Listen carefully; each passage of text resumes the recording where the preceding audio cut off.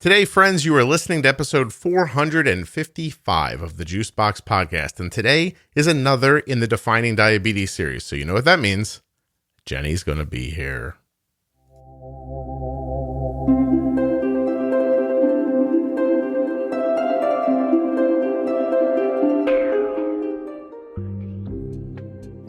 I've been defining diabetes here on the Juicebox Podcast forever, it feels like. And I've done simple terms like pre-bolus, A1C, basal, and bolus. We also have talked about honeymooning and things that people don't like to talk about. We've defined non-compliant, brittle diabetes, and even talked about terms that are specific to the podcast, like stopping the arrows, trust will happen, feeding insulin, bumping and nudging. These episodes are chock full of good information. They're short and digestible. And if that wasn't enough, they're made even better with the presence of Jenny Smith, my friend and certified diabetes educator who helps me on these and the pro tip episodes. So today, Jenny and I are going to define LADA, L-A-D-A diabetes. LADA. Here we go. We're going to give you the definition, tell you what it is, chat about it for a little bit, and let you be on your way. Please remember while you're listening that nothing you hear on the Juicebox Podcast should be considered advice, medical or otherwise. Please always consult a physician before making any changes to your healthcare plan. We're becoming bold with insulin. If you enjoyed this episode, look for the other Defining Diabetes episodes right there in your podcast player. You can just search Juicebox Podcast, Defining Diabetes, and you will get a super long list of them.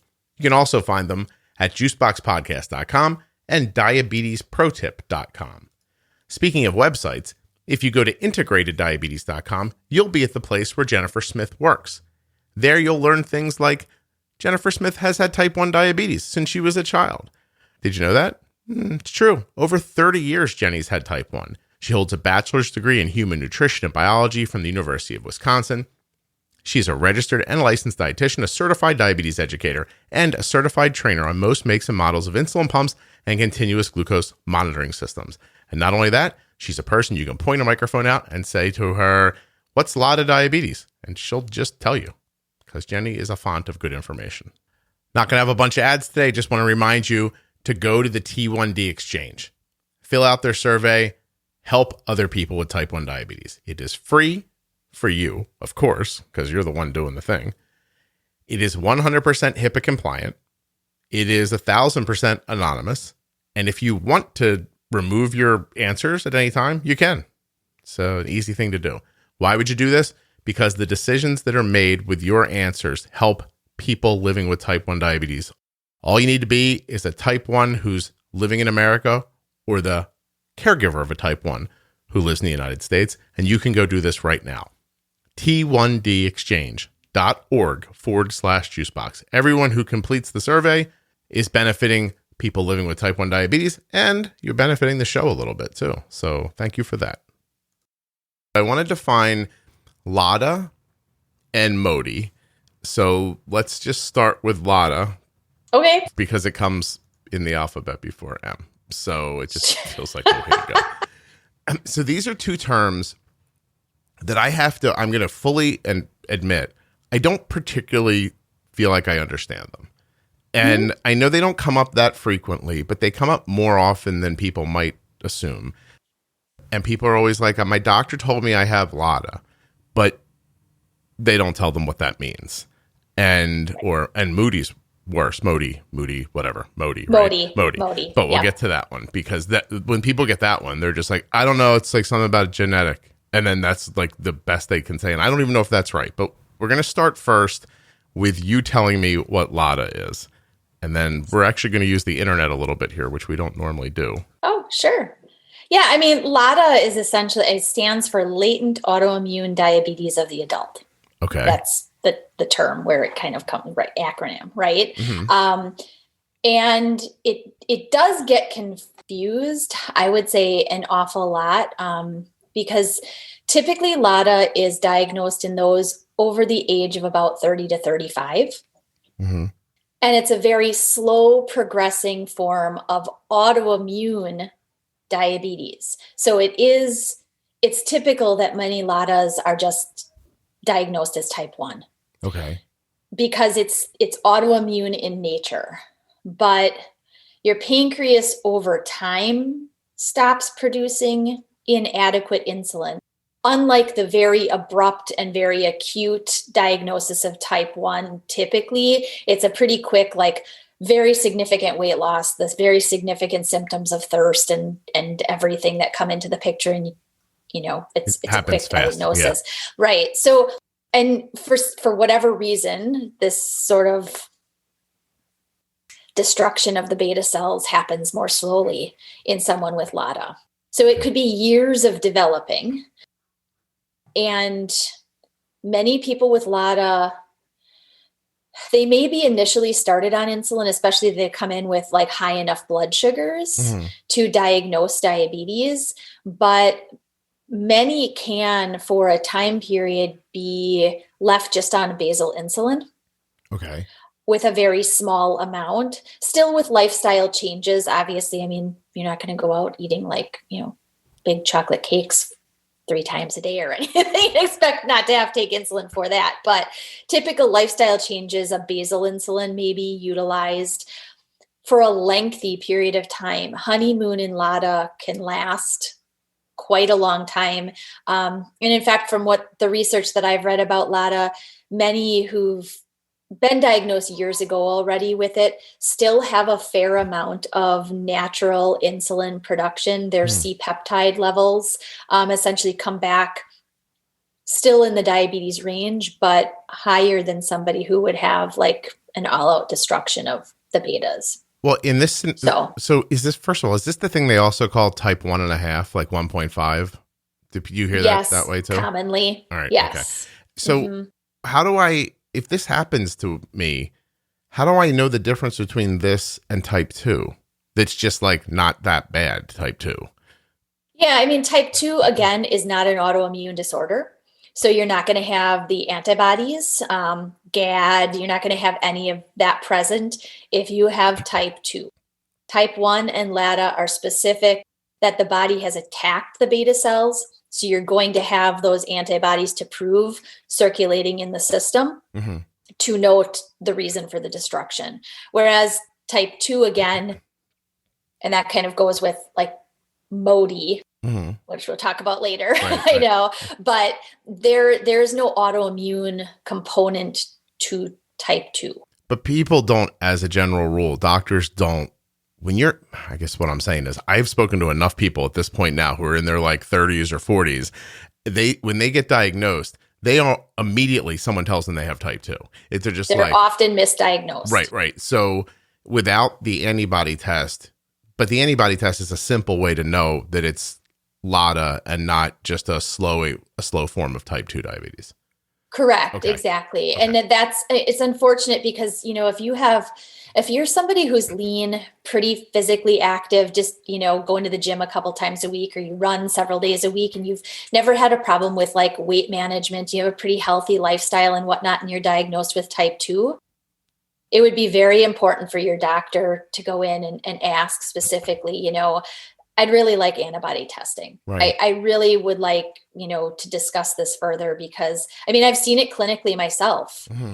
Before I was working for Integrated, the clinic that I was working at, I was working primarily as a dietitian and then a diabetes educator just for like the type 2 population. And a gentleman was referred to me to come in to talk nutrition. Right. And in looking at his record, he was just newly diagnosed. I looked at his age. I looked at his weight.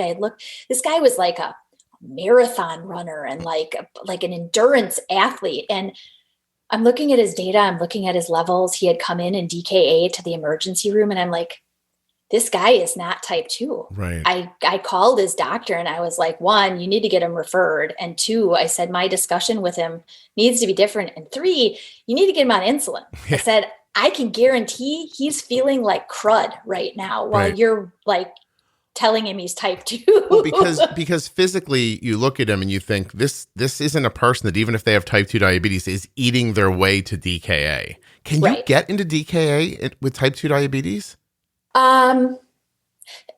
Can you? It's very rare. I guess that's the easiest that's the easiest explanation, is that it's very rare. There are some, I guess, what are a lack of a better word, like some ketone or ketosis prone subtypes of type 2. But we don't see DKA in type 2. We instead, when they come in the emergency room with really high blood sugars, we usually see something, or we usually call it something called HONC. It's like a non-ketotic hyperosmolar ketosis type of situation. I know. That honk just made me smile. Like she's trying to say something serious. And I'm like, wait, they call it honk? That's amazing. Yeah, it's kind of, but again, it's very specific to type 2, because type 2s will not usually be in DKA. It just occurred to me while you were saying that. I don't know that I've ever heard a person who has type 2 diabetes say they were in DKA. And I thought, so the doctor in this scenario should have put those things together. Correct. Right. Okay. Shoulda, woulda, coulda. Yeah. Well, yeah. I guess we start waiting for all that to happen. We won't. That's another discussion. That's the goal. Listen, you doctors pull this all together and you're going to take my podcast away from me. So you just keep doing the job you're doing. Okay. I mean, really. Okay. So if I'm older and it looks like I'm in that situation where like my A1C is like in the 5.5-ish range, and doctors are starting to say like, oh, you might be developing type 2 diabetes. I ask for the antibody test. It tells me for sure, do I have type 2 or a very slow onset of type 1 that is called LADA. And latent, say it again.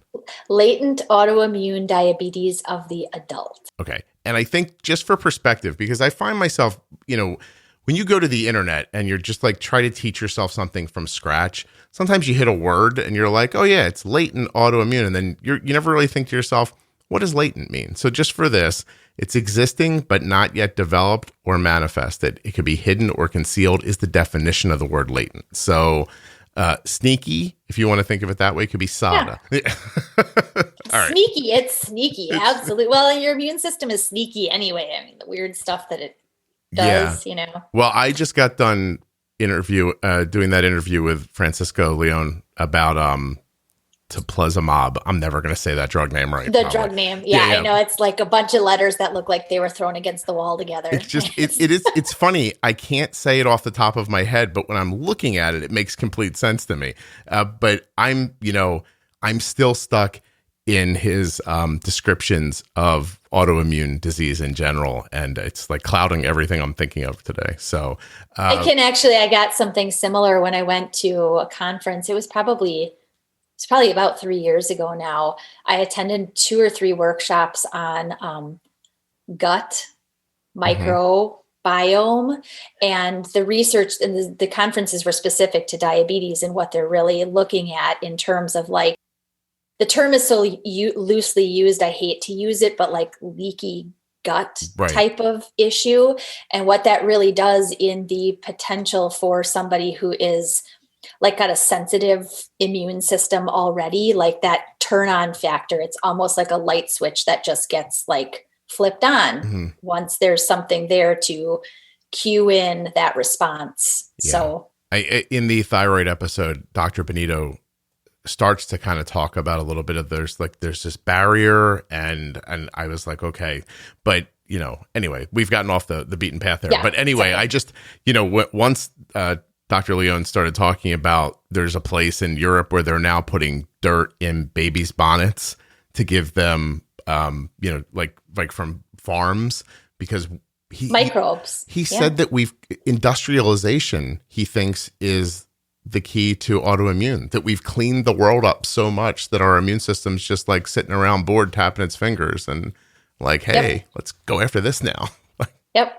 I know. And there's a sense of like, especially in this past year of everything, there's like this renewed sense of like clean, like everything's extra has clean. To be hyper cleaned. And I still like the kids come in and they've got like grungy stuff from the rock pile out in the backyard. I'm like, well, you clearly have to wash your hands, but I'm not too worried that you were playing in the dirt because there are probably really good things in there for you. No kidding. Yeah. I don't have to dip you in alcohol. Just make you not dirty anymore. Right. Yeah.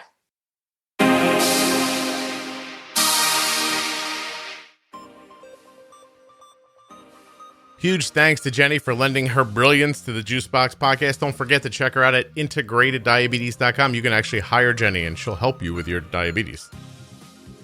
Thanks also to all the sponsors that I didn't mention today. And what else? Check out the T1D Exchange at t1dexchange.org/juicebox. Take the survey, fill it out, help people with type 1 diabetes, help the show, feel good about yourself. Takes a few minutes to do something nice. If you hold on for a second after the music, I'll go over where the Diabetes Pro Tip episodes are, the Defining Diabetes episodes, how you can listen in a podcast player if you're listening online, and all the other stuff that new listeners and interested parties should know. So here's how it goes. If you want to check out the Omnipod, the Dexcom, Gvoke Hypo Pen, T1D Exchange, Touched by Type 1, with a Contour Next One blood glucose meter, I'd appreciate it if you'd use my links. They're right there in the podcast player show notes. You can also find them at juiceboxpodcast.com, where you can type them into a browser. And at the very end of this, I'll leave them if you want to hear them. But I imagine you're going to shut it off before I say that. But still, I'll put them there for you. Now, the Diabetes Pro Tip episodes. For those of you who listen in a podcast player, they're right there. You can just search Diabetes Pro Tip and the words Juicebox Podcast, and you're going to get them all. But you can also find them at diabetesprotip.com. When you get there, you're going to see that the Pro Tip episodes begin at episode 210 with an episode called Diabetes Pro Tip, Newly Diagnosed or Starting Over. And then they go on for there. Pro Tips began back in February of 2019, and there was a new one put up as recently as March 5th, 2021. So it's a really great list of episodes that will help you manage your diabetes the way you hear us talking about it here. And these Defining Diabetes episodes are also incredibly helpful. Right now, the way diabetesprotip.com is set up, if you scroll down a little bit, you can find those as well. There's also Ask Scott and Jenny shows, the latest episodes of the podcast. It's all right there. Actually, there's also links to places where you can listen through an app. So I know some people don't listen to a lot of podcasts, and this could be new for them.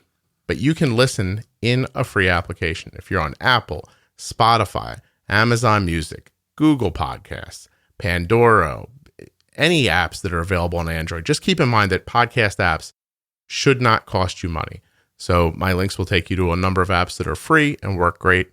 Otherwise, you can listen pretty much anywhere you get audio. If you're listening in an app now, please like, follow, subscribe, whatever your app allows you to do, and you will get 3 new episodes of the Juicebox Podcast every week to choose from. You can listen to them all, listen to some of them, whatever works best for you. If you're looking for people chatting about management, you should look no farther than the Facebook page for the Juicebox Podcast. It's called Juicebox Podcast Type 1 Diabetes. It's a private group, so you can talk freely. Go find that if you're looking for 10,000 users now. It's a really terrific place to talk about using insulin and all the things that come up when you have type 1. I'm also on Instagram. I don't do much on Twitter, but it's there at Juicebox Podcast. That's it, really. I hope you're enjoying these. I hope they're helpful for you. There's going to be a number of them coming in the next number of weeks. We're going to do Modi and some other stuff that build off of this initial conversation that Jenny and I had. But I like them to be in separate episodes where you can hear targeted information about one topic. So Defining Diabetes, I'm a big fan of them. Check them out. Thanks so much to Jenny. And thanks to the T1D Exchange for supporting the Juicebox Podcast. Go to the T1D Exchange with one of my links. They're right there in the show notes of your podcast player or at juiceboxpodcast.com. t1dexchange.org/juicebox. Get there. It takes about 5-10 minutes to fill out. Very simple questions, and the answers help people living with type 1 diabetes. You need to be a U.S. resident who has type 1 or a U.S. resident who is the caregiver of someone who has type 1. Again, it won't take you long. It's incredibly helpful. It's HIPAA compliant, completely anonymous, and you could even panic 7 months from now and go, I don't want my answers to be in there anymore. And they would take them out if you asked them. There's no risk to you at all. It helps people with type 1 diabetes. That kind of help could help you as well as others, and it also benefits the show. Other things that benefit the show, Dexcom.com/juicebox, myomnipod.com/juicebox, Gvoke Glucagon.com/juicebox, touchedbytype1.org, contournext.com/juicebox. And I think that is it. I think that's everybody. If you have any need for those things, please use my links. And if you don't feel any pressure. Maybe you will one day. Maybe you can just tell someone else about the podcast. I'm not saying click on the link. I'm saying if you need those things, use my link, please. All right. I hope you guys have a great day. Plenty more podcasts coming next week. Thank you so much for listening. I'll be back very soon.